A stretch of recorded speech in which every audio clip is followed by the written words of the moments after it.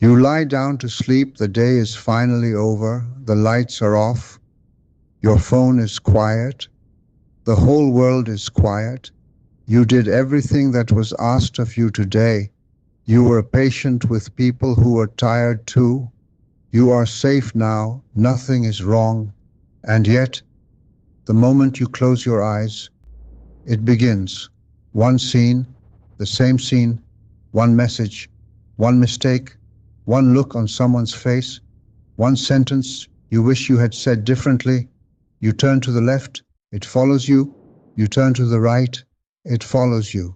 You close your eyes tighter. And somehow, the scene only becomes clearer, not softer, clearer.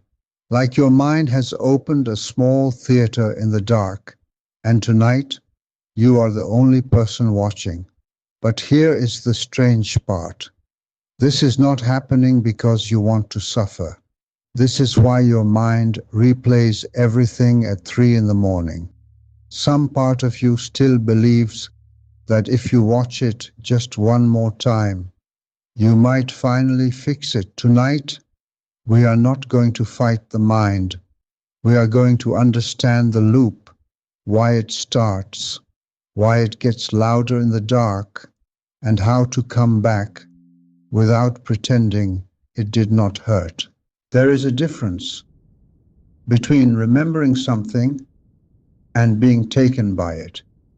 A memory is something you pick up. You choose to look at it, you understand something, and then you put it down. You are in control. But a loop is different. A loop picks you up. It pulls you back into the same room, the same conversation, the same mistake, and it brings the same questions. Why did I say that? Why did they answer like that? Did I sound stupid? Did I hurt them? Did they change their mind about me? Should I have done more? Should I have done less? And every question opens another question. You are not walking forward anymore. You are walking in a circle. But inside the circle, it feels important. It feels like thinking. It feels like control. So you keep watching, you keep checking, you keep rewinding. There is a word for this, rumination. It means the mind keeps chewing the same moment again and again, long after the moment is gone. And after some time, you are not learning from the past anymore. You are living inside it. Your body is here in bed, but your mind is still standing in yesterday. So why does it always wait for the dark? During the day, your mind has noise around it. People, work, messages, traffic, small problems, small decisions. The day keeps interrupting the thought, so it waits.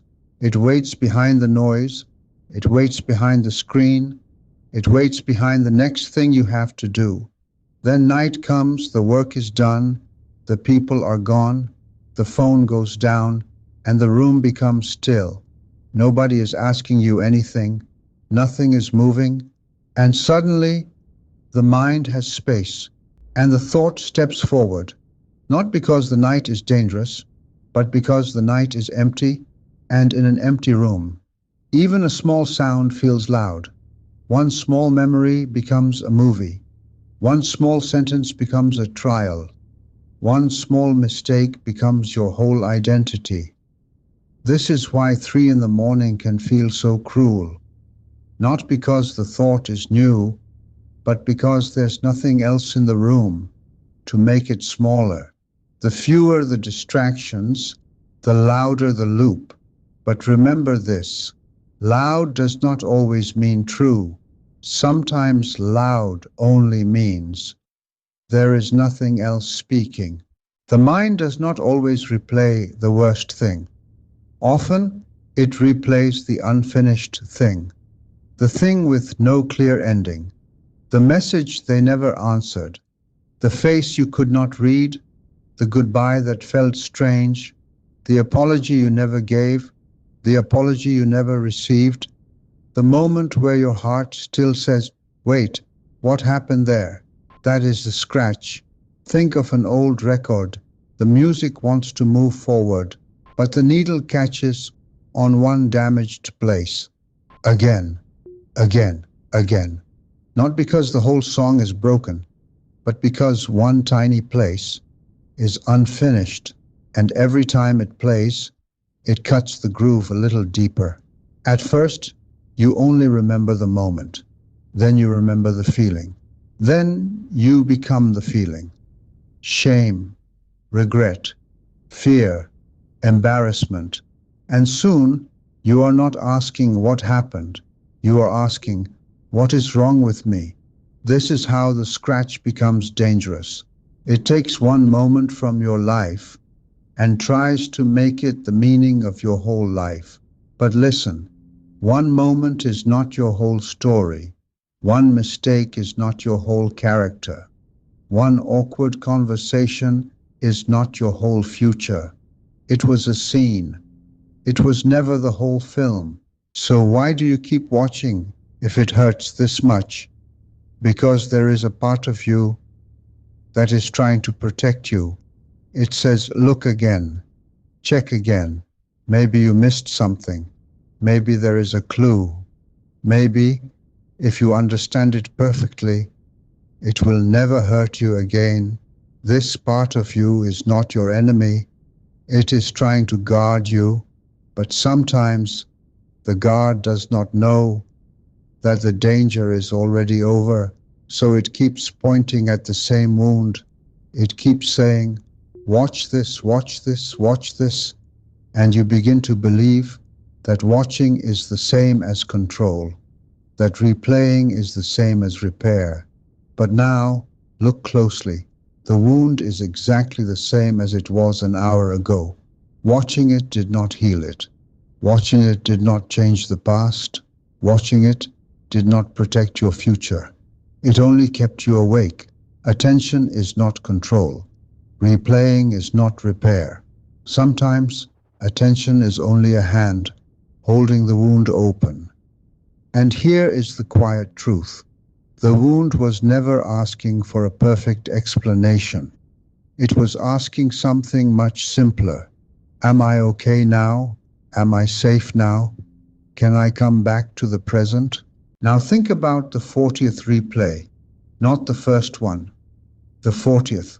By then, you already know what happened. You know what you said. You know what they said. You know the part that hurts. You know the part you wish you could change.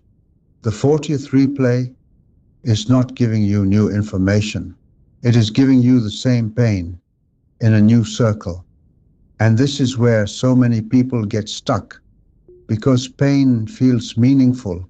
If it still hurts, we think it must still need solving. If it keeps coming back, we think we must not have understood it. Yet, if we still feel guilty, we think we must keep paying for it. But sometimes the lesson ended long ago, and only the feeling stayed behind. And a feeling cannot be fixed by more thinking. A feeling can only be felt and then allowed to pass. The first replay may teach you something. The second may show you what mattered. But the 40th? The 40th is not teaching anymore. It is only burning. And you do not become a better person by burning forever. You become free when you can finally say, I saw it. I learned what I could. I will carry the lesson. But I will not sleep inside the punishment. That is not denial. That is not weakness. That is how you begin to leave the loop, not by pretending it never happened, but by refusing to turn every night into a courtroom where you are always the accused. So how do you leave a loop? You cannot simply switch off. First, know what does not work. When you tell yourself, stop thinking about it, the mind often hears, think about it harder. Pushing the thought away only makes it louder. So do not fight the real. Instead, notice something. The loop always rewinds before the scene ends. It stops at the painful frame, the sentence, the silence, the mistake, the face, the second your body says no, and then it pulls you back to the start, so your mind begins to believe that the painful frame was the ending. But it was not the ending, because after that moment, something else happened. You breathed, you stood up, you walked out of the room, you came home, you lived through the rest of the day, and you are here now. The painful frame was real, but it was never the last frame. So this time, do not rewind. Let the scene play all the way to the end. Past the sentence, past the silence, past the mistake. Let it reach the moment after, the moment where you were still breathing, still here, still alive. A loop you keep rewinding stays a loop, but a loop you finally let finish becomes a line, and a line can move. It can carry you out of yesterday and back into tonight. You do not have to win a war against your mind. You only have to stop becoming the projector. Let the reel finish, then let the room come back. When the loop is loud, you do not need a big solution. Big solutions feel too far away at 3 in the morning. You only need one small light. So start here. First, name the loop. Say to yourself, this is the old conversation, or this is the mistake story, or this is the fear that I let someone down. Give it a name, because what you can name, you can hold a little differently. Then write one line down, not the whole story. One line. What is still open? What is my mind trying to finish? Maybe it is, I think I need to apologize. Maybe it is, I am tired and I need rest. Maybe it is, I do not know what they think of me and that scares me. Write the open thing down and then tell your mind, I have written it. It is not lost. We do not have to solve it in the dark. It is done for now, not forever, just for now. Then take one slow breath. Feel the bed beneath you. Feel the quiet of the room. Feel this simple fact. This moment is not that moment. The loop belongs to then. Your breath belongs to now. This is how the night softens. The dawn never argues with the darkness. It simply brings a little more light. And that is the first light. Not a sunrise, not a miracle. Just one small light. Enough to show you the room again. Enough to remind you, you are not inside the scene anymore. You are here, and here is so much softer than the loop ever told you. Maybe the goal was never to stop thinking at night. Maybe the goal is not to become a person with no regrets, no memories, no unfinished moments. That person does not exist. A real human life leaves marks. We say the wrong thing sometimes. We miss the moment sometimes. We misunderstand, and we are misunderstood. We hurt, and we get hurt. And later, when the world finally goes quiet, those moments come back, asking to be seen. But being seen is different from taking over. A memory can visit. It does not have to move in. A regret can speak. It does not have to become your name. A mistake can teach you something. It does not have to become a life sentence. So this is what you are really learning in these long, quiet nights. How to hold the past without letting it hold your whole night. How to listen to your mind without obeying every loop. How to care about your mistakes without becoming only your mistakes. And maybe this is what healing looks like in the dark. Not a loud victory, not a perfect, silent mind. Just one tired person in one quiet room, learning to say, I know why you came back. I know you are trying to protect me, but we are not there anymore. We are here, and for tonight, here is enough. So tonight, when your mind starts the movie again, ask yourself one gentle question. Are you trying to solve it, or are you only afraid to let it end? Can you watch the scene, past the painful frame, back to the room where you survived? And can you turn on one small light before you become the loop again? If this story stayed with you, stay with Oddroot. Like this video, subscribe to the channel, and come back for the next one. And tonight, when the real begins to play in the dark, remember, you are not weak. You are only tired from guarding something that already ended.